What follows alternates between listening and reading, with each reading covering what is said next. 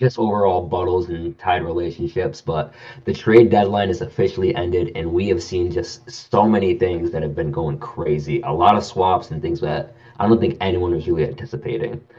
Um, Starting just from the top, probably the biggest one that's the hottest topic that we want to talk about is the fact that Luka Doncic is now a Los Angeles Laker. Um, this is something that I didn't even think would be able to be done in a video game, right? Like we've seen that trending video. 2K is literally rejected whenever they try to do that same attempt, but somehow the young 25-year-old scoring prodigy is just gonna end up as a Los Angeles Lakers. So let's kind of talk about this trade here, what the Lakers had to give up, how things are looking, and just for you guys specifically, like how are the Lakers looking now that they just added the superstar? Well, as they always do. We the Lakers. They really know what. There ain't much more to say about that. That we the Lakers. But no. But there was a significant. I mean, it can't be understated what we had to give up. We did have to give up Anthony Davis, and Anthony Davis was the only player in the NBA last year to be on both all NBA and all defense. So I'm on first team. So I mean, it is a massive loss for the Lakers. But at the end of the day, we got Luka. We got If Luka. you, Then. So for this trade here, do you think that it was? Do you guys think this is a well-timed trade? Do you think this is something that you even wish you could have done sooner? Um, like, how do you feel from as a Lakers perspective? Like, T, like, would you have done this 2 years ago, or is it something that had to happen, like, in this current point in time here? The Mavericks wouldn't have. And Mm. I think that if Luka would have won MVP last year like he should have, they wouldn't have done it this year. But I mean, I think the timing is right because I think that Luka is in his prime right now. I think that you've given it enough. I actually think it's perfect timing. I'm gonna explain it. Luka's in his prime. You've given the AD and Bron experiment enough time. It's not gonna win another championship. It just wasn't going to happen in the current NBA landscape. So I feel like they shook it up. It unfortunately Luka lost the finals last year. Unfortunately, he didn't get MVP, so his organization had some doubt about him ever being able to reach those kinds of heights. Maybe they thought they got a little lucky last year. And AD and Brian are just not working out, and you're seeing the writing on the wall that Brian has literally nothing left to play for now that his son is in the league. So unless you are going to get a move that could potentially get you a championship in the next 2 years, I feel like he was either gone at the end of this season or next season anyways. So perfect timing. It's just so interesting you mentioned that too. Like again, you mentioned Luca. They wouldn't have done that trade if he had gotten that MVP last year. Even without that title, I think we can genuinely agree that like Luca not only obviously being in that conversation, but like he realistically could have been just that MVP. So what do you guys think outside of, the whole Luca's conditioning 270, yada yada Don't that's get me going on? started on that 270 stuff. I saw that boy. I know it. I understand people carry weight differently. I've seen those pictures. I've seen those pictures. I've seen those videos. I've seen those workouts. That boy is not 270. That is a clean 255 at max. I'm sorry. That Nico Harrison, the Mavs GM, I don't know what his problem is. I don't know why he doesn't like Luka. I don't know why he suddenly believes that all defense, no offense is the way to go.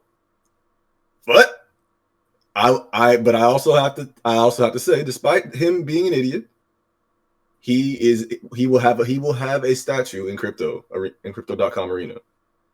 He did the most not he did the obviously the worst trade I've ever seen in my life.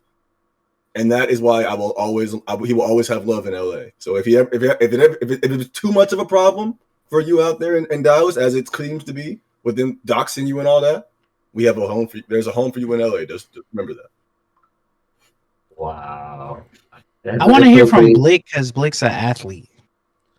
Yeah, you tell me, Black. Uh, so the thing about it is, 270. It really just comes down to what's Luca's correct weight. Is his correct weight? Because everybody knows, when you're an athlete, or when you've played sport, there's a line, there's a scale where you can be under and over. Is Luka within the realms of what weight he should be? Because obviously he hasn't been playing, so obviously naturally you're gonna gain a lot of weight. So in my personal opinion, even if he was a little bit of weight, it doesn't really matter, to be honest, because once he starts playing, he'll cut it down. It just really comes down to how Luka's taking care of his body going forward. Is he doing the right stuff to keep himself in shape? Because that's what's going to shape up for him to have a long-lasting career. The thing about being overweight and ballooning up and down in weight, it doesn't matter as long as you know how to manage your body and navigate your body pretty well. Luka now is in a situation where he's been doubted by his old organization. I heard that he bought a house. I don't know if that's true. It is. So from a personal perspective, if someone traded me and called me basically a fat slob, I'm taking this personal. I'm getting in the gym. I'm cutting that weight down. I'm like, first night I'm averaging 40. I'm getting 40. When I play against them, I might even go for 50. And I'm gonna walk out. You know how like Jimmy Butler said, "You trade Tobias Harris for me." I'm gonna be like, "You trade AD for me." That's how I'm gonna do. Like, I'm gonna be talking the most shit because all of these top level athletes, they have pride. They have pride in themselves in terms of their ability. Luka probably thinks that even if he was out of shape, because everybody gets slacks in day school and all that stuff every now and again, he probably thought, "I know my body. I blew up. I know I can cut that down. We made it to the finals last year. I can cut that down. I know how my body works." A lot of people know how their own body works. Does he look out of shape to me? No. One thing I will say is I did see a couple of pictures where he looked a little bit heavy, but that just comes down to just not having a lack of game fitness, which over time will happen when you're not playing games. That's what people need to understand. We don't really know if Luka's abusing his body. You're gonna find out as time goes on. This could be a bad. Here's the thing, yeah. The Lakers cannot lose this trade. They cannot lose this trade because even if Luka was trash, you gave up a guy that was in the back end of that's in the back end of his career in a lot of people's eyes. He's not in the best shape. He's always injured, and some people may say the Lakers are basically seeing the best years of him. So you get a guy that is probably on the back end of his career going down with a new guy that is being quote unquote out of shape. What risk is there? If he plays bad, then hey, we gave up Anthony Davis, who's injury prone, and we were never gonna win a championship anyway. So now we got a guy that can guarantee us a future, that can give us hope, and continue on what happens in the Lakers franchise of having the best player of every freaking generation. I'm sick of this. Honestly, I'm actually sick. It actually makes me burn that these dudes always get a generational talent every single decade, and this continues the trend. And I do expect them to win a championship with the Lakers because the Lakers always find somehow to make it work. The Lakers can be in the worst situation ever. They will somehow find a way to be fine. I thought there was no hope. They will somehow find a way. Like I said, man, it's the Lakers. It's in their heritage. You can't really hate. I tried. Honestly, I've talked to these guys. I've tried. I can't. There's nothing. There's no lose for them. It's just a win. I have to add to that. I've heard Lakers fans for years talk about how everything's going to be fine because we're the Lakers. And at first, I thought they were all stupid. I was like, we have to do something. We just can't keep saying we the Lakers to every answer, to every situation. I was wrong. You very much can. If you were like OKC or Cleveland Cavaliers, then yeah, those words don't matter. But you're the Lakers. You had Shaq, you had Kobe, you had LeBron. You have LeBron still. You had Jerry West. You even had Wilt Chamberlain, the biggest stat padder of all time. You had everybody. you've had everybody, and it's crazy that I named all these players, and they're even from different eras. They're not even from the same era. Jerry West snub? Oh yeah, See, I forgot about him. The freaking logo. I forgot. See, this is just the Lakers. Being a Lakers fan must be beautiful, and even being from the UK, this trade has had football channels, people that don't talk about basketball, suddenly come out the closet and reveal that they've been a massive NBA fan all this whole time, because trades like this is good for basketball. It brings excitement, it brings shock value, and in sports, we need shock value and we need excitement, and basketball's at its best when the Lakers are doing well. I see. Yes. So I guess at this point here, I mean, to kind of wrap things up and really thinking about it, is it safe to say that the general consensus is the fact that the Lakers did win this trade, right? Well, I actually want to say that that was something I said that remains to be seen, and depending on how we did our like compounding trades, and I think it's probably a good segue. We did do another trade. For Mark Williams. Yes, you did do a trade for Mark Williams. Yes, so Mark Williams has also been the newly added center, the center that Anthony Davis, funny enough, was looking for the last few years. And you had to give up Dalton Connect, and remind me who else was... And Cam Reddish. And Cam Reddish, yes. So right now, taking a look at that as well, it's pretty much for the starting lineup. You now have Austin Reeves, LeBron James, Luka Doncic, Mark Williams, and I would assume Rui Hachimura, correct? Hell nah. If we start Rui Hachimura with I almost said Dalton Connect, Austin Reeves and Luka Doncic, hang the season up. Bro. Well, that's what you currently have, correct? No, we will probably if JJ Redick is this Pat Riley genius that they keep calling him, which he could be, maybe he's gonna start DFS. Oh, DFS, yes. Okay, my apologies. So yes, DFS. So again, we're still waiting to see at this point if the Lakers / the Mavericks, whoever won this trade here at this point, time will tell. One thing that we do have to really think about is the fact that we have spent so long talking about Luka and his weight and his health and conditioning. I think a big thing that people are kind of forgetting is the fact that Luka, up until this point, had taken an extended period break because of his injury and how much they were affecting him. So the one question is, are we actually going to get a healthy Luka Doncic back?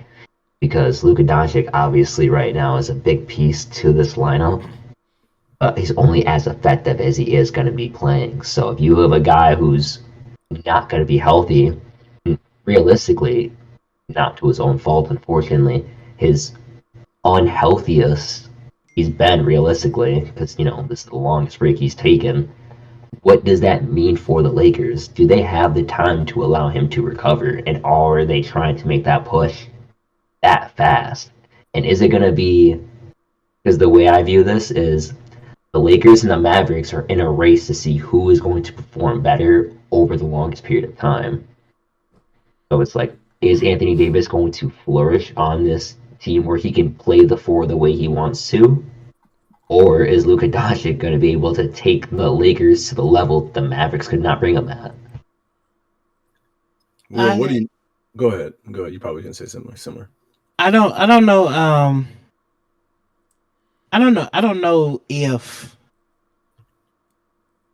here's what I'll say. You have LeBron James, so Luka has time. Mm-hmm. And if Dave McMenamin's reporting is true, which if you guys don't know, because I know the NBA has a lot of younger fans, Dave McMenamin and Brian Windhorst are the two LeBron reporters. Like, it was Brian Windhorst pretty much throughout the entirety of his career up until he went back to Cleveland. And the reason pretty much it stopped being Brian Windhorst was only because Brian got offered a bigger role at ESPN when he broke the story that Brown was going back to Cleveland. So Dave McMenamin has been pretty much Bron's personal reporter for about the last decade. So when he says something like LeBron is thinking about playing a little longer than he wanted to originally because they have Luka Doncic, I believe that report.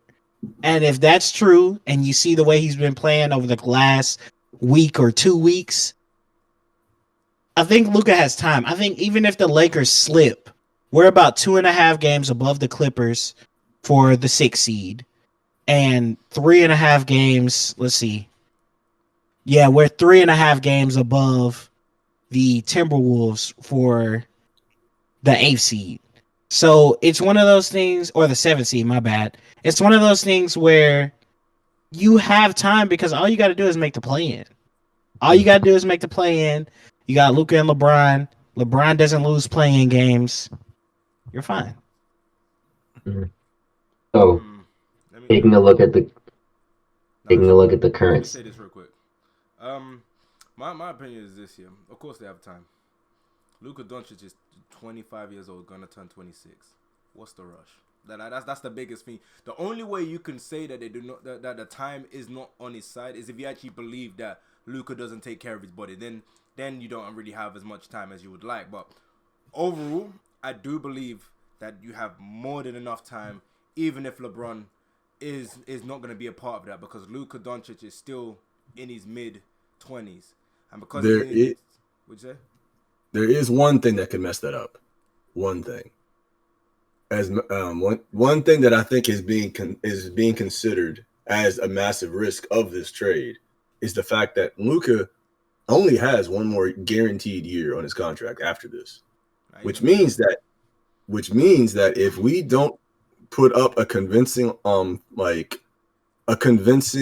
organization within the span of this next year, there's a non-zero chance that he walks. Now, do I think that Luka would walk away from a max when he already lost his super max? Not really, but he doesn't need to walk per se. He very well could just be like, if we were just as dysfunctional as we've been the past 4 years, he could just, say, yeah, it's been fun here in LA. This is a good little vacation, but I'm ready to go somewhere that's actually trying to win right now. So that's something just to keep in mind. Yeah, so really, they need to pretend as if he is on the last year of his deal going forward. But I do feel like they will put him in a position to win now, because Luka's a win now player. So even if they don't have LeBron James, now they're going to put themselves in a position to get a serviceable second option that can be with him for like at least the next 5 years minimum. So when you factor all of that to account, the only way your race against time is if you believe that Luka don't take care of his body. Because if you believe that he don't take care of his body, then his body's going to eventually break down and he's going to give up on him, and then you're going to see him be one of those players that become washed before they even hit 30. Or even just dead on 30 or 31, or just a string of injuries. But yeah, that's what I got to say on that. Yeah. So right now, Lakers is sitting at the 5 seed. The Mavericks are sitting at the 8. So time is just going to tell to see whoever does better, essentially, realistically, I would say, in this 2-year period, because we're going to give Luka the appropriate time he has to actually get something done. And we're also going to give Anthony Davis time to get reaccustomed to a very familiar role on a new franchise and team. So, I don't know. Personally, I think the Lakers are looking really clean right now. I will never bet against LeBron James. That would just never make sense to me in my head. But time really would just have to tell. But even outside of that, we have a lot of other exciting trades that have happened in the NBA season this year. I think one of the biggest ones that we have not talked about yet is the fact that Miami finally made a move and has pushed Jimmy Butler out of Miami, and now he's ended up in Golden State. So, taking a look at this trade here, it was a little bit interesting because I think we all know the history behind this, where Jimmy was not only just so disgruntled with this Warriors franchise, but there was a point where we didn't even see him really seem like he was inclined to go to Golden State. I know we had the reports of him having interest in going there, and then not saying he was not going to sign the extension, but then at 121 million came into the conversation, and now he's there for the next 2 years. So with that being said, taking a look, the first question really is, how much better did the Warriors get with the addition of Jimmy Butler? And was this the right destination for Jimmy Butler to go to based on what was available to him in this current market? Was it the best? As you say, was it the best destination for him to go to? Yes. Absolutely not. Mm. No. The reason, I'll tell you why this is the one he ended up at. And you know the answer. Simply put, Jimmy wanted the bag. I don't want to say that Jimmy doesn't care about winning, but I'm going to say that's not his priority at this point of his career. Because Jimmy had they've literally reported that Jimmy had opportunity to go to multiple different contenders, and each one he told them not to trade for him because he wasn't going to come back. So they backed off. He was dead set on going to the Phoenix Suns. The reason he didn't want to go to those other contenders is because some of them had no interest in giving him an extension. And some of them that they were going to give him an extension, they weren't going to give him the max. And he was looking for a max extension. The Golden State Warriors were just so desperate to be the goofies that actually gave him the money. But there's a reason for that. And that is because there is something we need to say. It is because of the fact that right now, not only is there uncertainty with the supporting cast of Stephen Curry, there is concern about Stephen Curry himself. Stephen Curry, it is an all-time great. He is arguably a top 10 player in NBA history. But right now, maybe it could be due to an injury history. Maybe it's a nasty slump. Maybe it's a combination of both, or maybe there's a real nasty answer people don't want to see. He might just be declining. And if that's the case, he might need to transition over into becoming a second option. But the problem is there's not a second option. There's not a second or first option outside of him. There is a fourth, fifth, sixth, seventh, maybe, but no first, no second, nor third. So they were desperate to have somebody fulfill that role. So they got Jimmy Butler. But do I think that Jimmy Butler is the answer? No. Do I think giving Jimmy Butler $120 million is the answer? Absolutely not. Because you will be giving geriatric Jimmy $60 million for the next 2 years, and he'll be a 37-year-old geriatric making being one of the highest paid players in the league, who potentially already is declining. So that's my little soliloquy. Go ahead, Blake, because I got something I see you I want to cooking talk over there, about. Blake. I feel like this trade is random. It's just one of those trades where it's just like, okay, like I know you guys were desperate because everybody was rejecting you guys. No one wanted to play with you. Kevin Durant rejecting you. No one wanted to be a part of your team. I get it, man. But like, why? Why? Like Jimmy Butler at this stage is pretty injury prone. He seems to be problematic when it comes to everywhere he goes, he's leaving bodies laying down in a negative way. Like bodies are just on the ground. Like he's leaving organizations with bitter taste in their mouth towards him. He's never really left the organization in a positive note, and that's not a good indictment on your character, and that's not a good indictment on teams that could potentially want to have you on. The major reason that we forgot to say why he wasn't able to get to Phoenix was because Bradley Beal basically said, I got this thing in my contract where you can't just throw me anywhere. And I don't blame Bradley Beal because let's be honest, there's some players out there that's saying it's modern day slavery to be traded 4 or 5 times. And that dude has been traded 4 or 5 times in the last 48 hours. But the point being is, Bradley Beal exercises something that a lot of players wish they could have. Like, a lot of players wish they could have that privilege. And if you have that privilege in your contract, I don't blame him for exercising it. As far as what you said about not trying to play with contenders, that shows to me that you don't care about winning.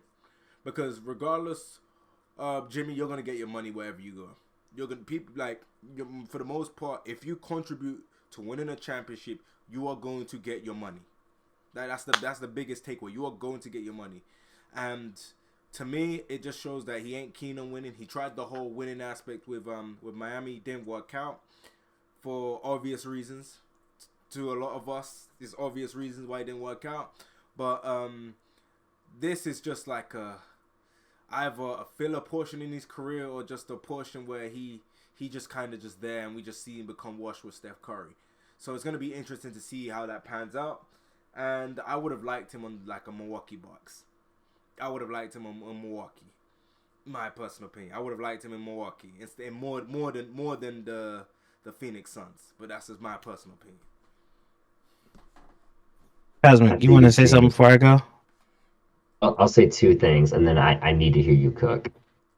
So, I think there's a big difference here. There's trying to win actively, and there's wanting to win. People are forgetting that Jimmy Butler, even though he does want to win, he is not going to try to put himself in the position to win outside of what he wants. At the end of the day, Jimmy Butler, before anything else, still is a man that grinded from the bottom up, who was homeless, had no money, and then some. So forever, that kind of mentality, if you can get a bag at any level like this, no matter what, you were going to take that to the farthest extent that you can.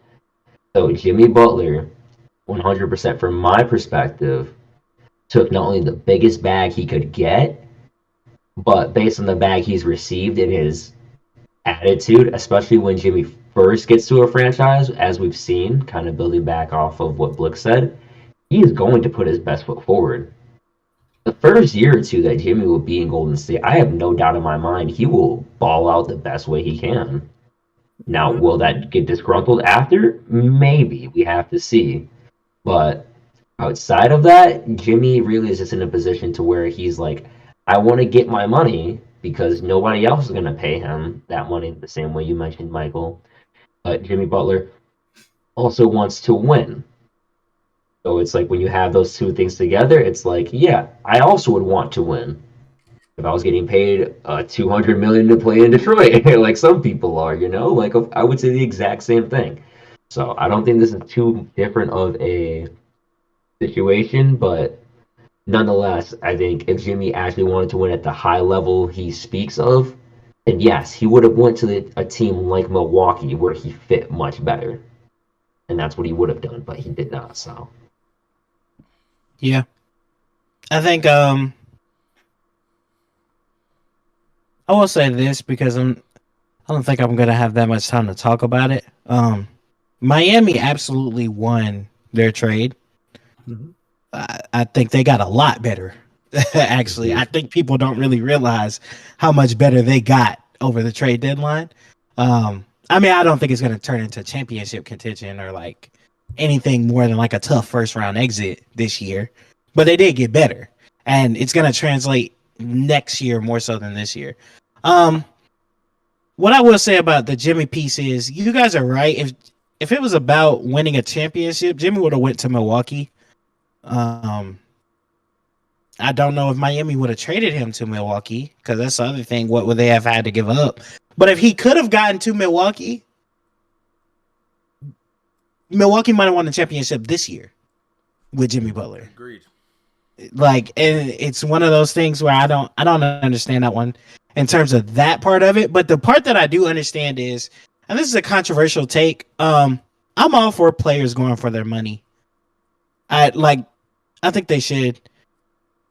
The part that I don't understand about Jimmy going for his is Jimmy had a $55 million option for next year. He signed a $121 million extension with Golden State for 2 years. So that essentially turns his 55 next year into 60 and then 60-61 the year after. So Jimmy did this all for a 1 year, $65 million, basically. And that's the part I don't understand unless he's planning on retiring. I don't understand. I don't really get 1 year 65 is a ton of money. That's Jason Tatum money, So it's not like that's a ton of money, but it's with the 1 year contract extension. I'm just wondering, like, brother, do you really think if you would have hit free agency, if you would have opted into your contract, hit free agency, I know he would have been what, 36, 37 when he hit free agency? He'd be 36. 36. But as long as he stays healthy and stays in shape, somebody would have given Jimmy a 3 for 60. He wouldn't. I don't think they couldn't do that because they wouldn't have his bird rights. No team, and because of the way the CBA works, you're not really able to get you're not supposed to have a lot of cap space going into the offseason. So most teams wouldn't have money to give him. They probably have $45 million to give him off top. 2 for 45. I just wonder if 1 year 60, 65. That is a lot of money. I just wonder what is your plan after that, brother? Like Blake said, are you gonna force your way out again? Because Golden State's not gonna give you another extension after that. So are you gonna sit and pout and force your way out again to try to get to somebody who's gonna give you? And it's like you burned all of your bridges throughout the league. The league is very much not happy with the way you went about this situation. You burned your bridges. You really burned your bridges with Golden State. They were just so desperate because KD didn't want to come there that they had to trade for you at that point. But you burned your bridges with Miami. You burned your bridges with Memphis. You burned your bridges with Phoenix. Who is going to give you a bag in 2 years, bro? So I guess time will tell about his money aspect. Yeah, I think this was a short-sighted trade for Golden State. I think Miami won this trade. I think Jimmy lost more than he won in this trade, and I would love to see if in 2 years he thinks it's worth it. Well, I don't think that Jimmy. Here's the thing. I understand he burned his bridges, but I mean, after some of the reports came out about how like Pat Riley tried to manipulate this dude, and eventually try to appeal to the fact that they both of their fathers passed away. I can kind of see why he would want to force his way out. And like I understand because I understand he already made the request, but I feel like here's the thing. I think the way he handled this was horrible, but I can absolutely say I can completely understand why he didn't want to come back because this whole situation has kind of shown Pat's a slimy dude. Pat Riley is an incredibly slimy dude. I didn't understand he was this bad. Like I knew it was bad, but I didn't know he would be willing to try to like throw out some like crocodile tears to try to appeal to the fact that hey, we should understand each other. Your dad's dead. Your dad's dead. My dad's dead. Like I ain't gonna lie to you, man. Oh, Pat, right? No offense, man. Nah, he an old dude, so I wouldn't be surprised.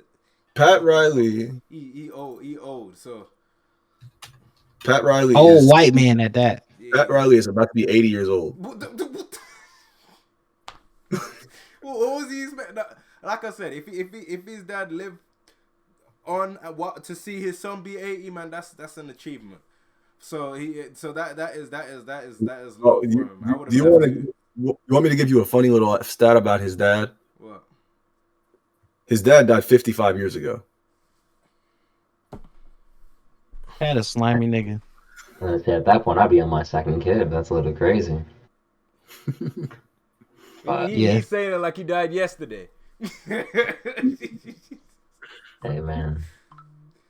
But there's a perfect way to even discuss this here.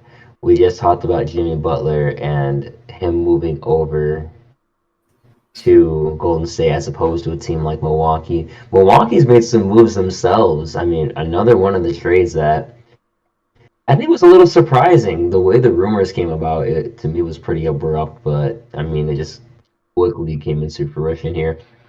Kuzma got moved from the Washington Wizards and is now on the Milwaukee Bucks. The Bucks managed to give up Chris Middleton, Andre Jackson, and I believe a second-round draft pick compensation and sent them over to the Wizards. So how do we feel about that trade? Did anyone see that coming? Did that feel like Kyle Kuzma not only was Milwaukee was a place for him, but that he should have even been moved over there? Did Milwaukee even really need to make this move in particular? Because we do know about Chris Middleton, but go ahead. I want you to look at my face right now. This is my reaction to that trade. Oh, he's asleep. Yeah, he you know that meme of Daffy Duck when he wakes up, looks around, and then he goes back to sleep. Mhm. Literally. As far as my opinion, man, Kyle Kuzma's he's a decent pickup. I've never really been crazy on him. He was a good defender on the Lakers. He did his role decent in spots, but overall, I don't think it's gonna push them to any championship. It's just more so just like how much better do you feel like he's better than Chris Middleton? Yes. Not really. And if Yeah, he is it 100%. by a lot? No. So, I don't think that. So you made a sideways move, basically. I don't think he's better at all. I think they're about the same. I think they're the same type of level of ass, to be honest. I would say Because like, let me find this for you right quick. We all know he ain't better than peak Chris Middleton, by the way. Kyle Kuzma, he is a very inefficient player, and I know people would be like, he's playing in Washington. He's been inefficient his whole career. This is correct. unusual. And even here, like, what did he shoot here? He shot 42% from the field, 28% from three on 5 threes, 60% from the line, and he averaged 15 points on 14 shots. And I'm like, yeah, and like Chris Middleton, I don't think Chris Middleton is like elite or anything like that, but he was like a 50, 40, 80 guy this year. Now, did his defense fall off a cliff? Yes, it did, because he can't move anymore. But I mean, offensively, he's a much better player than Karl Kuzma. So I'm just not. I'm not understanding the logic in the move, but I do. But it makes a lot more sense when I found out that Giannis was the one who greenlit this. Giannis is.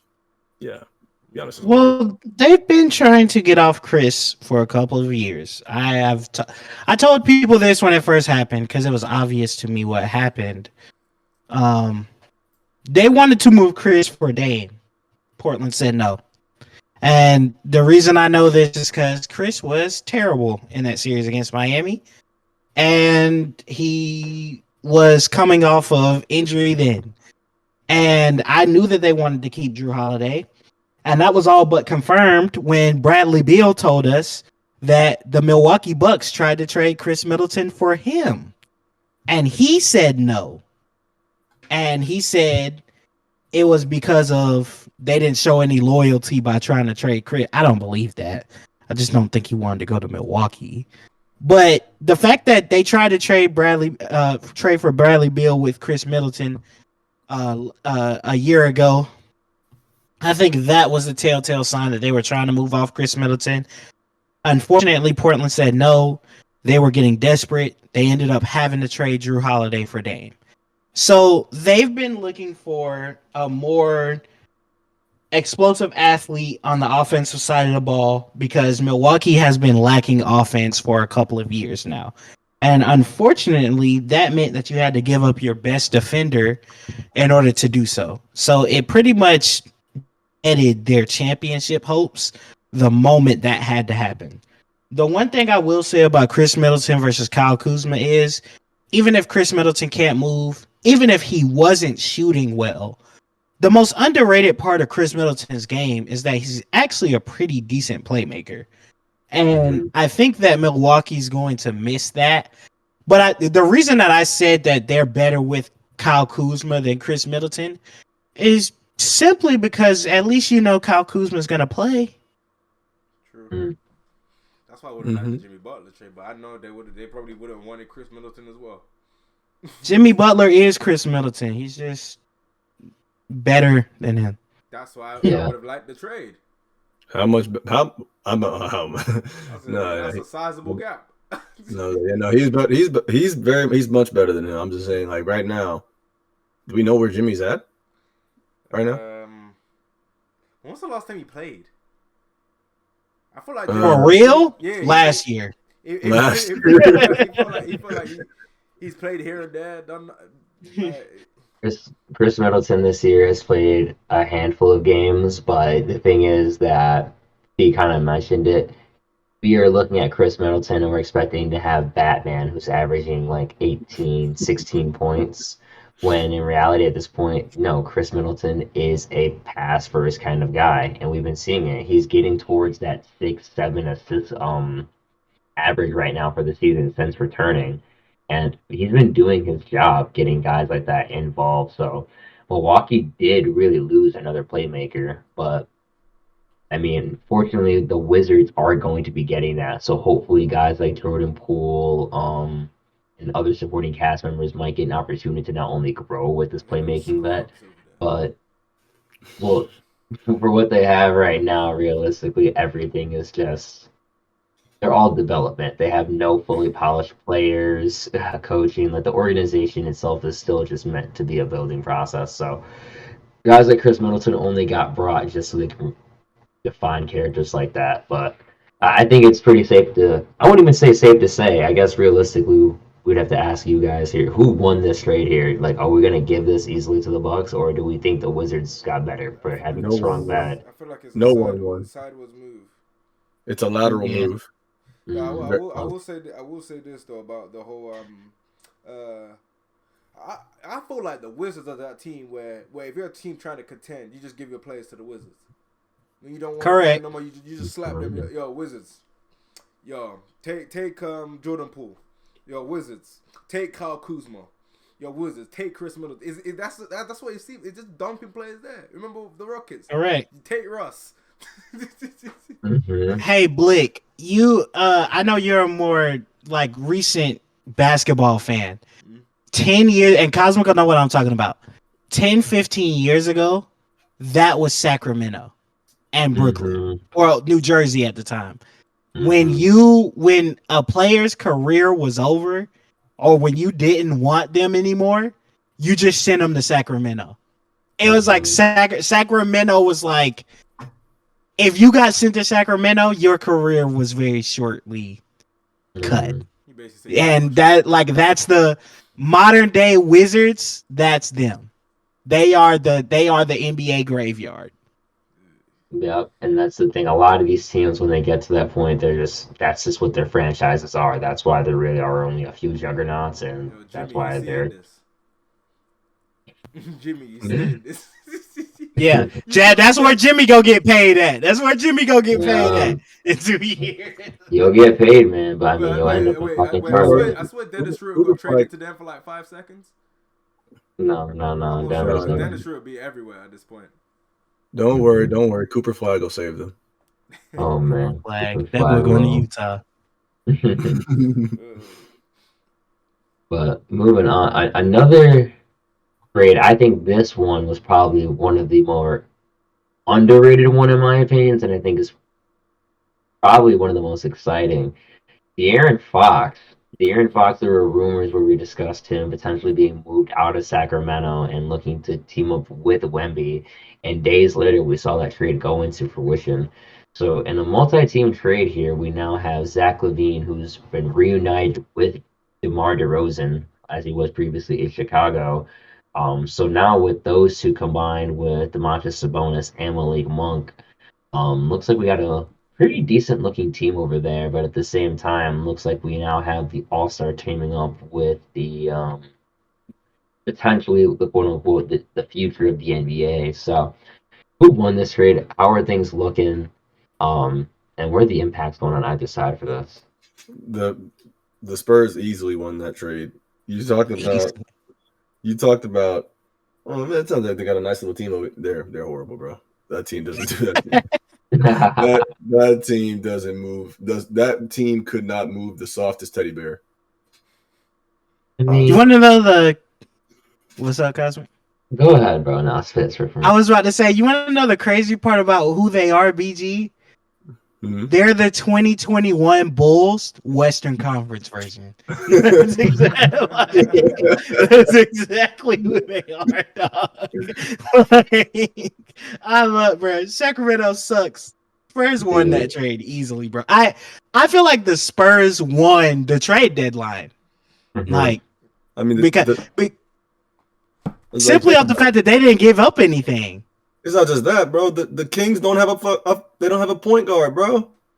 Can't believe At Monk, all. who's averaging like 7 assists per game. I said it before. I've said it before. Assists do not equal playmaking. If assists equal elite playmaking, then I think Kevin Durant in 2021 and towards the end of the regular season, might have been the greatest playmaker in the league. But obviously that wasn't the case. I mean, he's averaging like what, 4 assists then? 5? No, he was averaging like 8 or 9 during that stretch. I mean, shit, I would too if that was my team. In 21, it was when they had the whatchamacallit. No, I said 21. I meant to say 22, not 21. In 21, yeah, he averaged like 9 assists, and he had Kyrie on his team. I think this is a good trade. Now you got a guy that can play with Wemby for a sustained period of time, especially with De'Aaron Fox looking like he's going to enter into his peak. And I feel like this is the right move for De'Aaron Fox. He didn't try to take the easy route and go on a stacked team. He tried to go the route of, I'm going to pair with a guy that has the potential to be something special. Because we spoke about how great Luka is. This is the guy that Luka got to get through, potentially down the line, to get the championships that he wants to. So it's a good trade. A perfect fit for De'Aaron Fox. The only place I would have liked to see him on if it wasn't here would have probably been in Orlando. I feel like him and Paolo would have been a good mix if that trade was to happen. But this move is good. Can't wait to see them build up chemistry. And now the Spurs are watchable. They're watchable Wemby, but now they're like interesting. And as far as the Kings, nobody watching them. Maybe you'll see a game here and there. See Zach LaVine ball out occasionally, get occasional 40 points. See DeMar DeRozan go off. But as far as them, they do what the Kings do, man. They're just a nothing franchise. They draft the same player. They make the worst moves.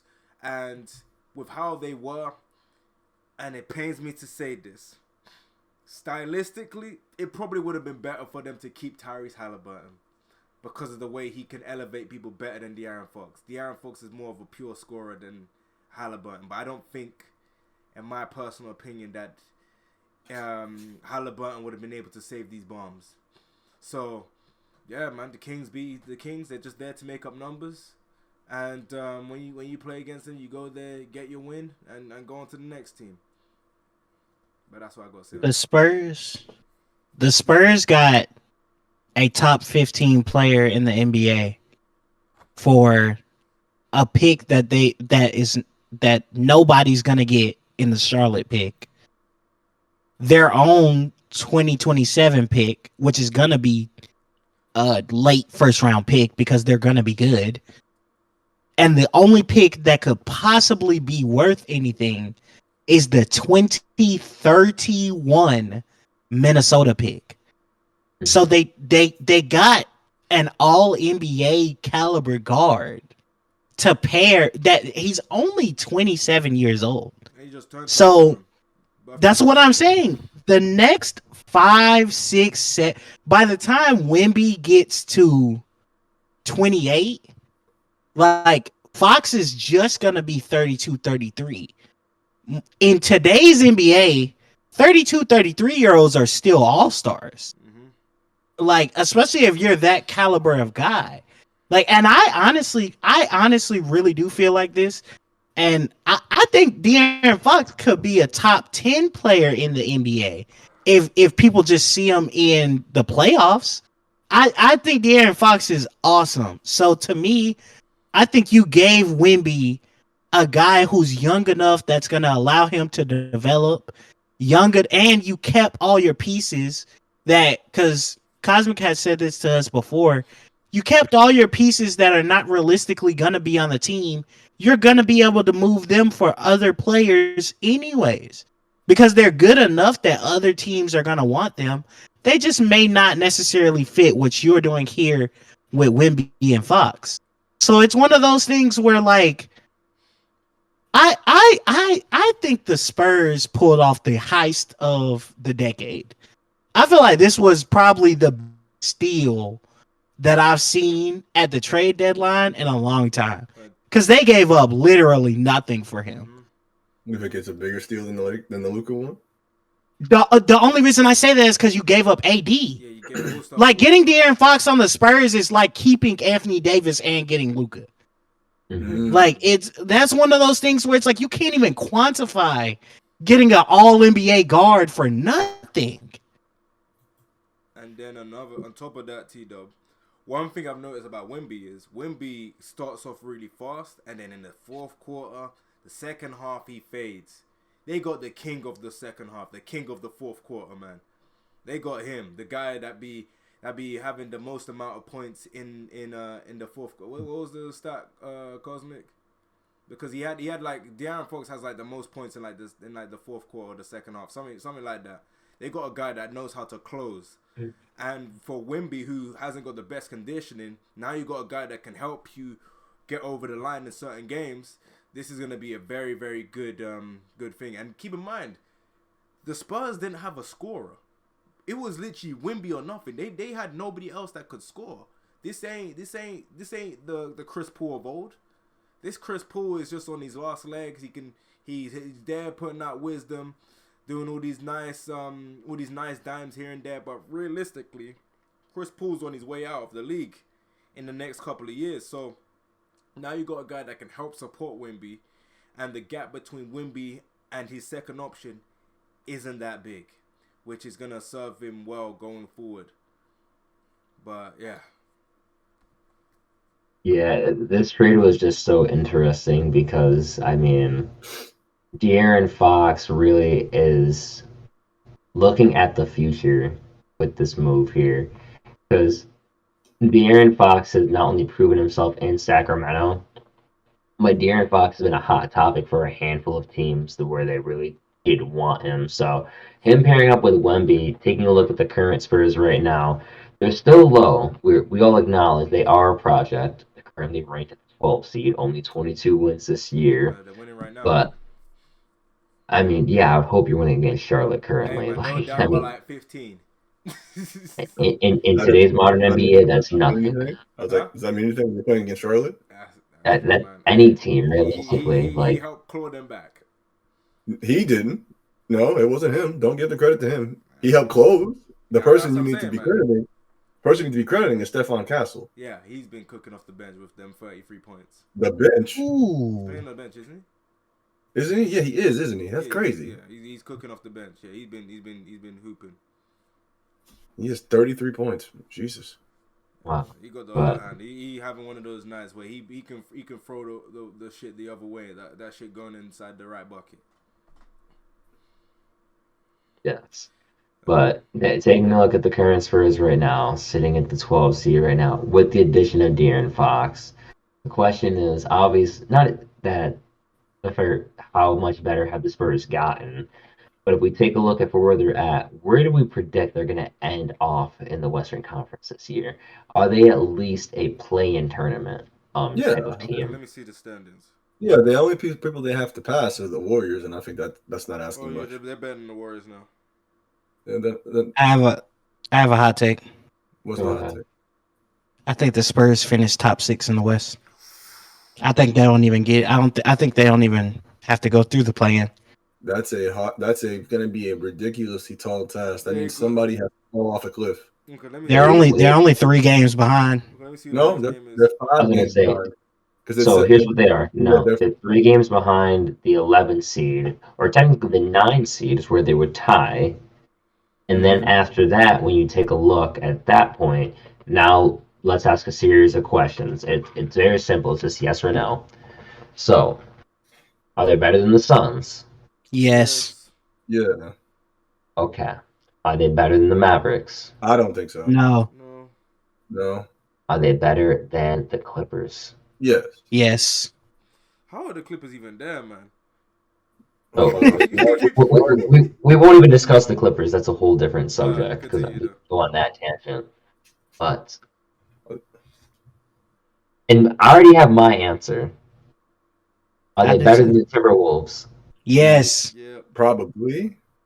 I wouldn't say they're better, but they already were competing with the Timberwolves. So this does make a very big difference because the one thing that I think we have to accept, Minnesota's defense at this point, I don't want to say is overrated, but it is not at the level that it was at previously, and we continue to try to hold it to that same level of what it actually is when they're not that.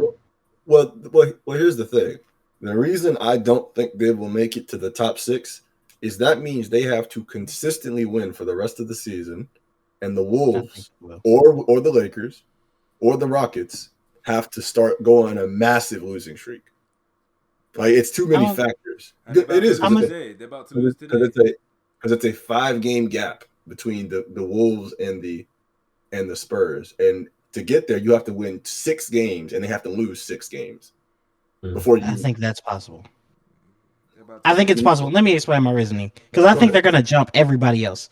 I think the Kings suck, the Warriors suck, so I'm not even worried about them. The Suns, they just messed up whatever little chemistry they had.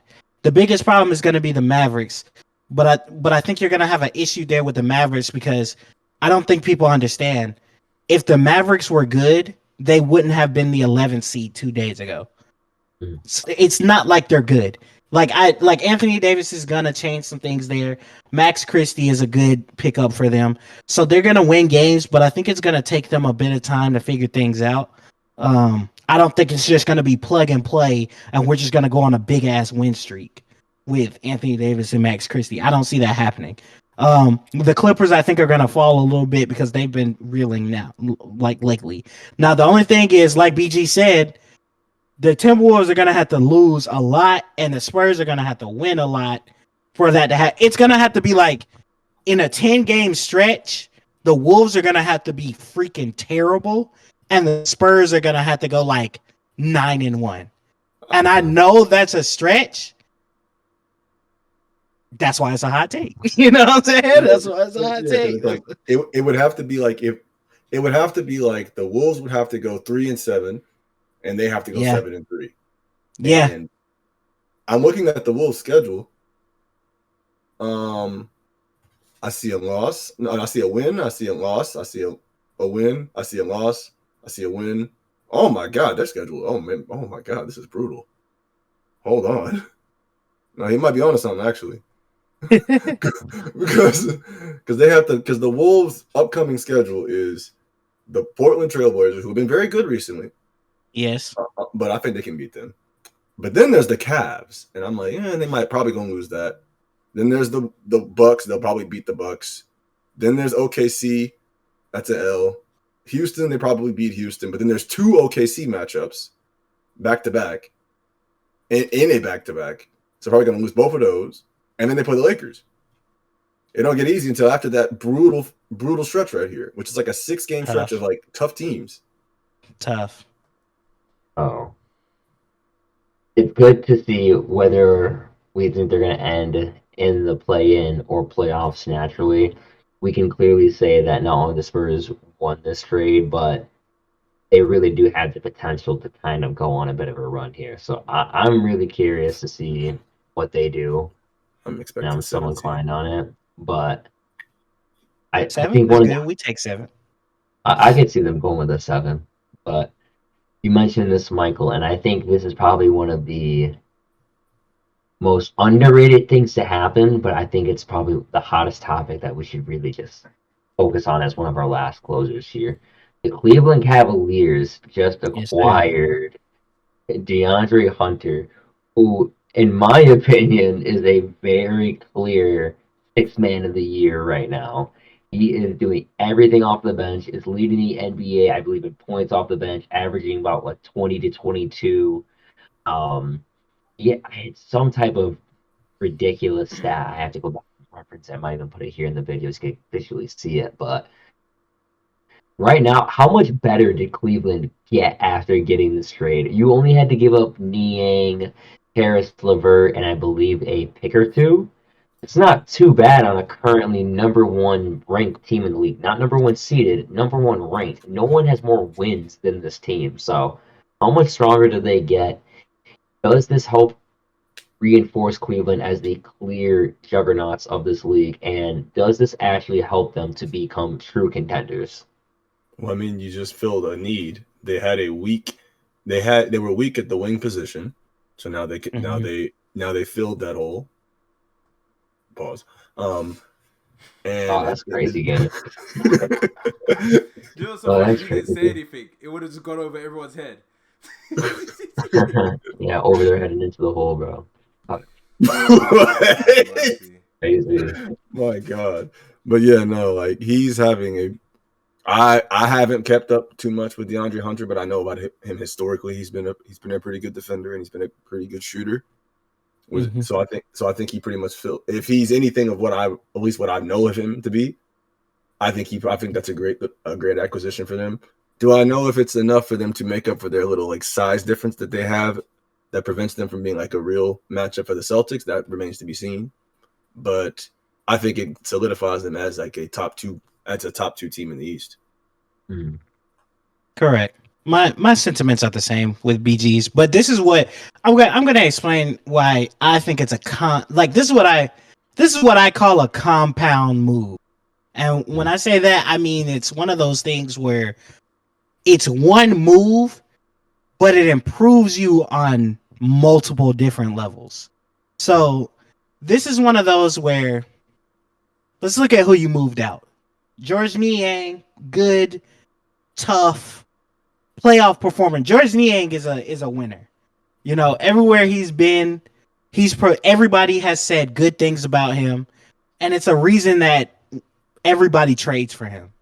You know, like he has a job in the NBA where his stats might not pop out at you, but everywhere that George Niang has been, like teammates, reporters, everybody always talks good about him.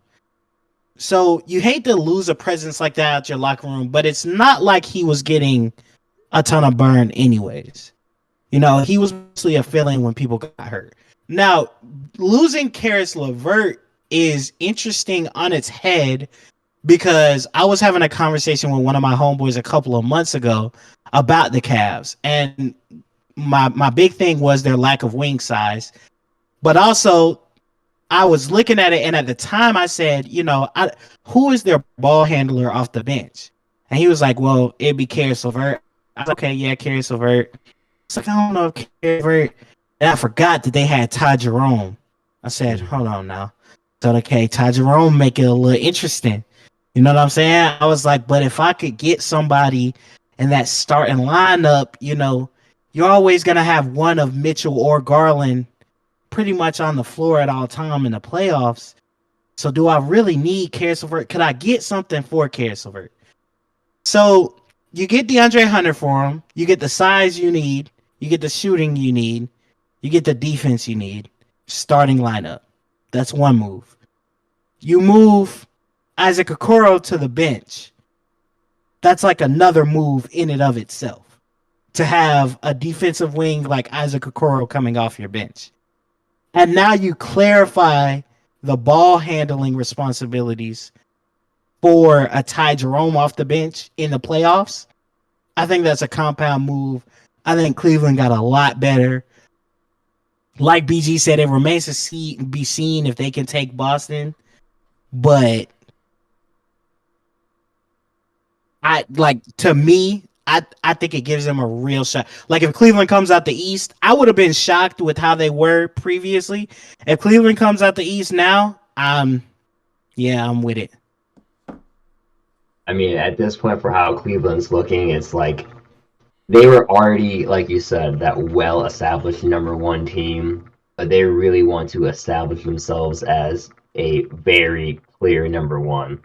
Cleveland has been a team where they add the pieces, had some unfortunates, right? Like last year, we thought they were going to be pretty strong, but then we had the injury of Evan Mobley, which did play a role.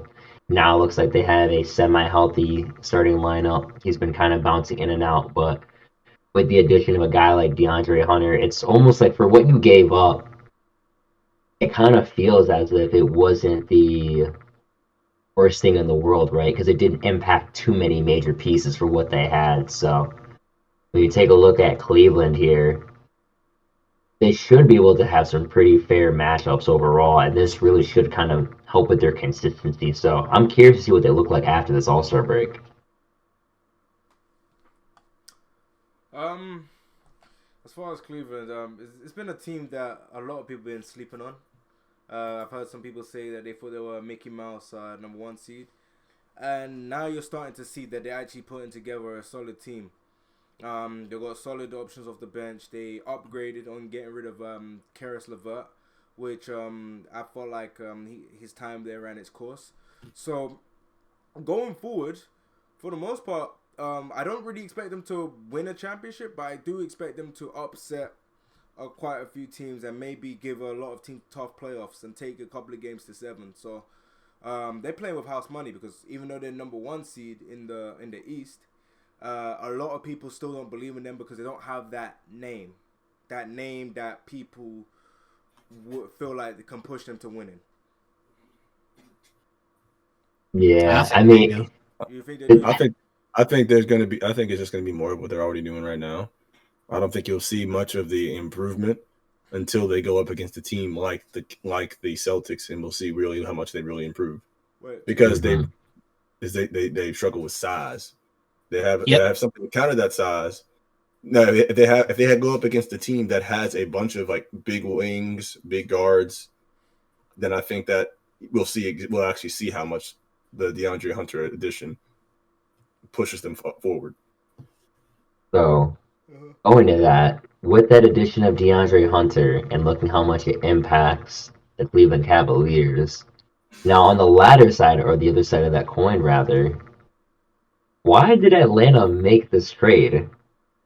And why did they allow essentially the Hawks kind of to just, give him up so freely to Cleveland? Well, I mean, to add to your point, they also gave up Bogey.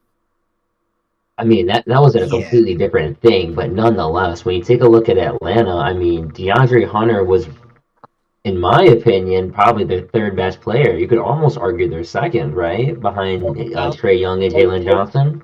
Oh yeah, no, that's what I'm getting at. When I mentioned the Bogey trade, it's to point out that they're giving up pieces for free, pretty much, because they gave up Bogey for Terrence Yeah. Mann and Bones Highland, and they just waived Bones.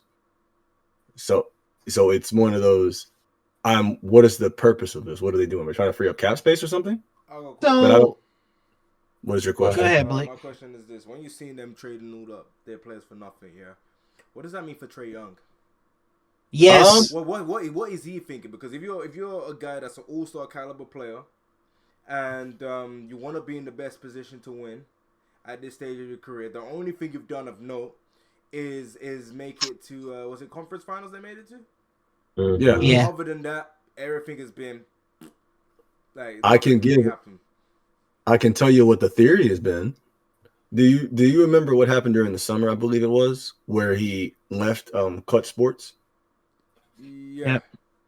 Yep. People have wondered what caused that to happen because he got all his money with Clutch. He was getting all of his deals with Clutch. So what was the cause of him? What was the cause of him leaving that agency? People have theorized for a while that the reason that he left Clutch is because he wanted Rich to get him out of Atlanta. And Rich either refused or was unable to do so. So now it's like they believe he's prepping to do this, to actually make that decision in the summer. And I think that's correct. I think that's exactly what happened. I think Trae Young wanted to come to LA. I think Brian didn't want him in LA. I think Rich wasn't going to force him to LA. And I think that if we remember over the summer, the rumors were, or even last year in the season, and I think it was Chris Haynes that went on ESPN afterwards that confirmed that those rumors were true, because we had heard conflicting reports where it was like, Trae Young to the Lakers is a real conversation and Trae Young to the Spurs was a real conversation. But the Spurs came out and said that they didn't want Trae Young. And then Chris Haynes talked about how the Spurs did want Trae Young. Like, they were keeping their eyes out on either De'Aaron Fox or Trae Young. They wanted to get either one of them. And obviously they ended up with Fox. The reason Atlanta moved DeAndre Hunter is because Dyson Daniels is coming up on an extension, and Jalen Johnson's extension kicks in next year. They are trying to get younger because they got the number 1 pick in Zachary Ricochet, who replaced DeAndre Hunter in the starting lineup already anyways. And they're going to move Trae Young. Now, I don't know if they're going to do it this summer. I don't know if they're going to do it next summer. But within the next 2 years, Trae Young will no longer be an Atlanta Hawk.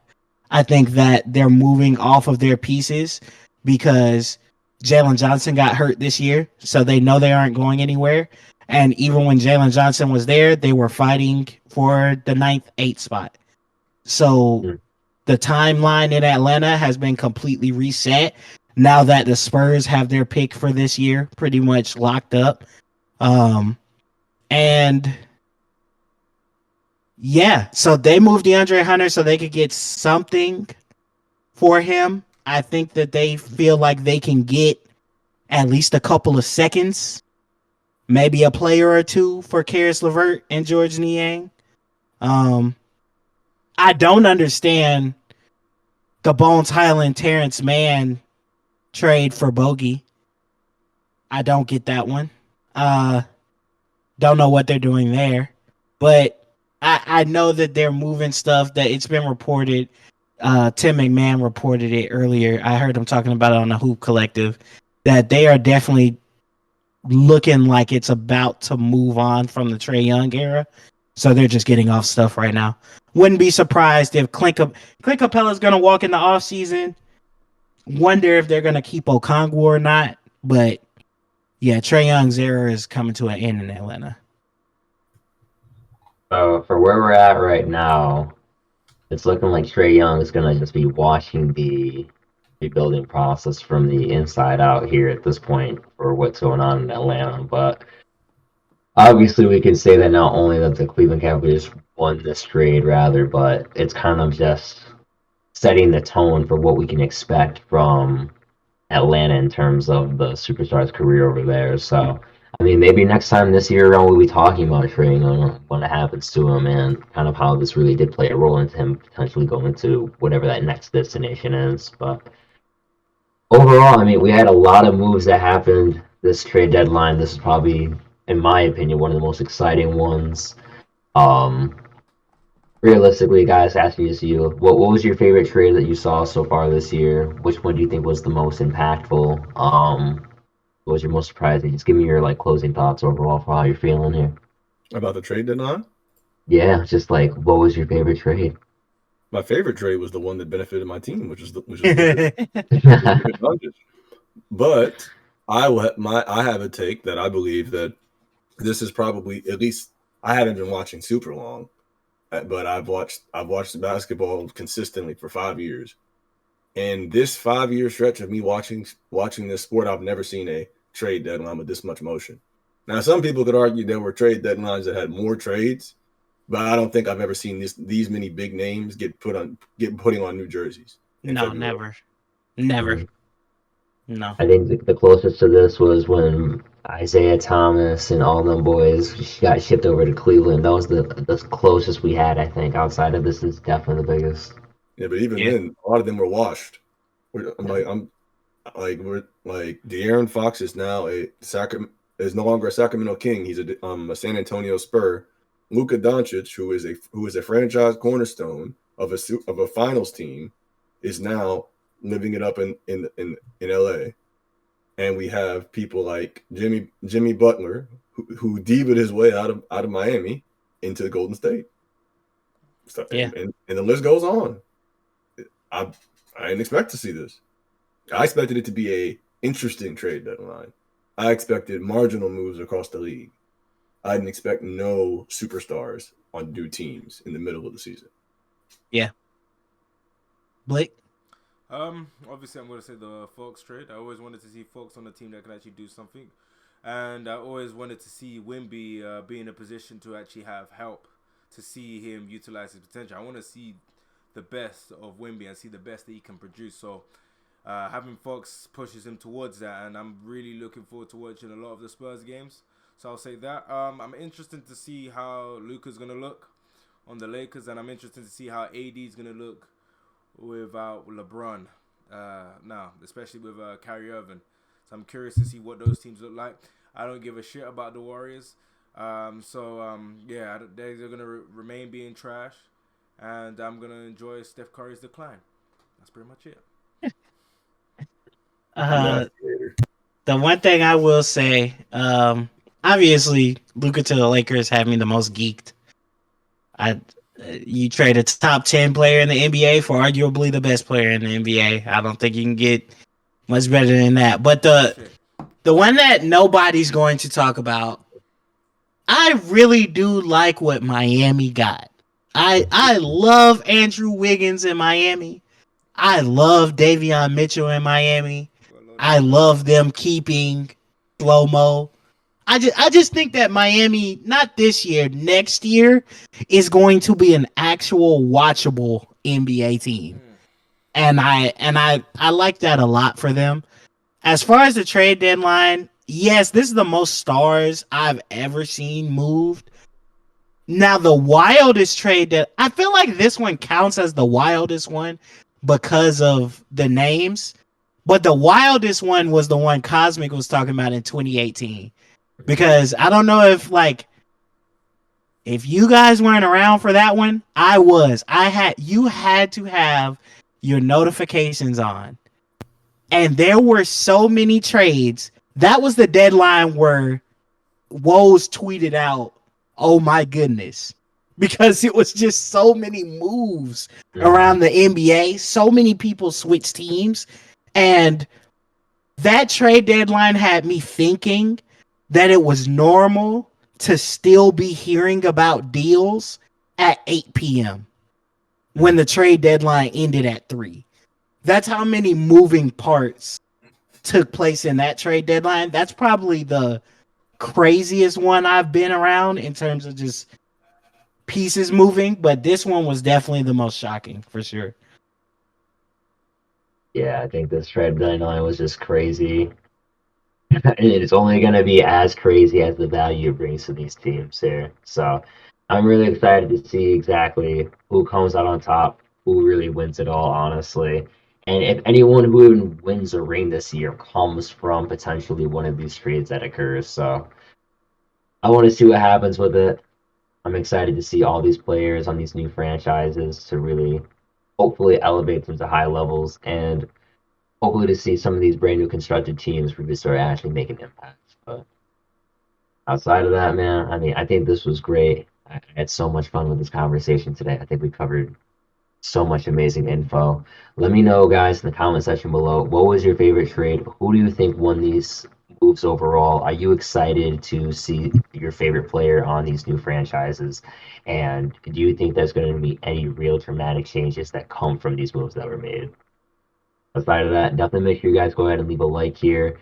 Make sure to continue to have those notifications on as we actively continue to upload content on here and just stay up to date with the overall news that we have covering the NBA and other greater sports in the channel. But outside of that, we're going to go ahead and just sign off. Thank you so much for tuning into the first episode of the podcast. We're going to have so many more coming right our way. And you guys are just going to continue to just hear just amazing just information left here and out throughout these your time here with these amazing guys. So outside of that, we're just going to sign off and we'll see